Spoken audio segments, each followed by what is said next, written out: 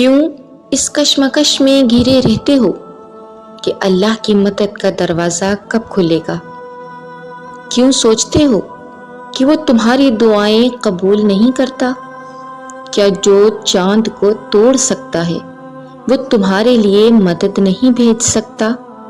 کیوں سوچتے ہو کہ اس دل کو بنانے والا تمہارے اس کرچیوں میں بکھرے دل کو دوبارہ پھر سے جوڑ نہیں سکتا؟ کیوں کہتے ہو کہ اب کوئی نشانیاں، کوئی اشارے ظاہر نہیں ہوں گے؟ تو سنو، وہ تو قادر ہے ہر شے پر، وہ ہر ناممکن شے کو ممکن بنانے پر قدرت رکھتا ہے، جس کا نام المالک ہے، یعنی سارے جہان، زمین و آسمان کا مالک۔ تو پھر وہ تمہیں کیسے بھول سکتا ہے جبکہ اس نے فرما دیا کہ وہ بھولنے والا نہیں؟ کیا تمہیں اس کے سچے وعدوں پر یقین نہیں؟ اس کی رحمتیں تمہاری سوچ سے بہت زیادہ وسیع ہیں، بس تم صبر کے ساتھ اس کے حضور دعا کے لیے ہاتھ اٹھائے رکھو، اس لیے کہ اب تمہارے لیے عطا کے غیبی دروازے کھلیں گے۔ اب تمہارے کرچیوں میں بکھرے دل کو محبت سے سمیٹ لیا جائے گا، اب تمہارا بگڑا ہوا مقدر سنوار دیا جائے گا، اب تمہیں تمہارے صبر کا اجر مل جائے گا، اب تمہاری زندگی سے ہر غم نکل جائے گا، اس لیے کہ اب تمہاری ہر تڑپتی ہوئی التجا پر کن فرما دیا جائے گا۔ اور یاد رکھو، اگر اس نے تمہاری دعا سننی ہی نہ ہوتی تو وہ کیوں کہتا کہ مجھے پکارو؟ یاد رکھو، یہ مانگنے کا گمان اللہ رب العزت کی جانب سے قبولیت کا اشارہ ہے۔ بس مانگتے رہو، مانگنے والوں کو اللہ رب العزت کبھی خالی ہاتھ واپس نہیں لوٹاتا۔ اور توکل رکھو، اس لیے کہ اگر آزمانے والا اللہ رب العزت ہے تو اس آزمائش سے نکالنے والا بھی تمہارا اللہ ہی ہے۔ سورۃ الانعام میں اللہ تعالیٰ فرماتا ہے، اور اسی کے پاس غیب کی کنجیاں ہیں، انہیں اس کے سوا کوئی نہیں جانتا، اور وہ جانتا ہے جو کچھ خشکی اور تری میں ہے، اور کوئی پتا ایسا نہیں گرتا جسے وہ جانتا نہ ہو، اور زمین کے اندھیروں میں کوئی دانہ ایسا نہیں ہے جسے وہ جانتا نہ ہو، اور کوئی تر اور خشک چیز ایسی نہیں جو واضح کتاب میں لکھی ہوئی نہ ہو۔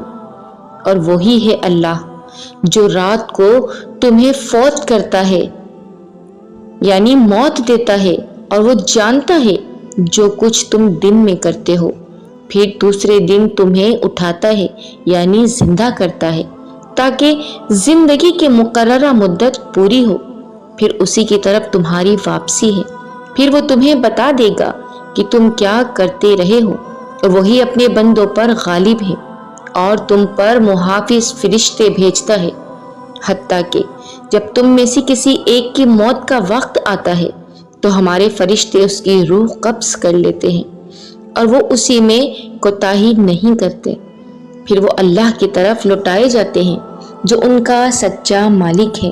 تو جان رکھو کہ اس رب کائنات کے لیے کچھ بھی ناممکن نہیں، وہ جو چاہے کر سکتا ہے، اسے کسی کی مدد یا اجازت کی ضرورت نہیں ہے، وہ تو مختار کل کائنات ہے، اس کے ایک اشارے سے غیب کے بند دروازے کھل جاتے ہیں، اس کے ایک کن سے ہزاروں تڑپتے ہوئے دل قرار پاتے ہیں، وہ تو زمین و آسمان کا نور ہے، تو پھر وہ تمہاری زندگی میں اندھیرا کیسے رہنے دے سکتا ہے؟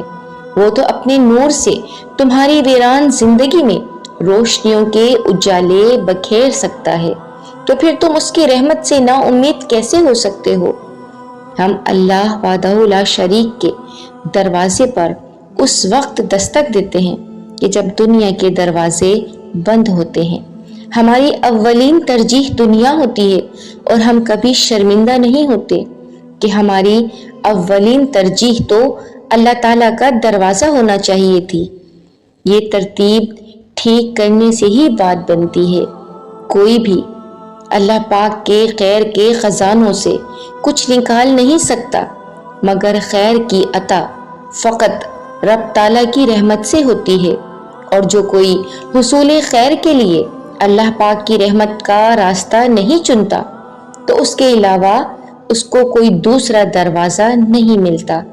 اللہ پاک کی بھلائی اور خیر حاصل کرنے کا ذریعہ اس کی اطاعت ہے، اور لوگوں کا اللہ پاک کی عبادت کرنا اور اس کے لیے عاجزی اختیار کرنا اللہ کی رحمت کے حصول کا ذریعہ ہے۔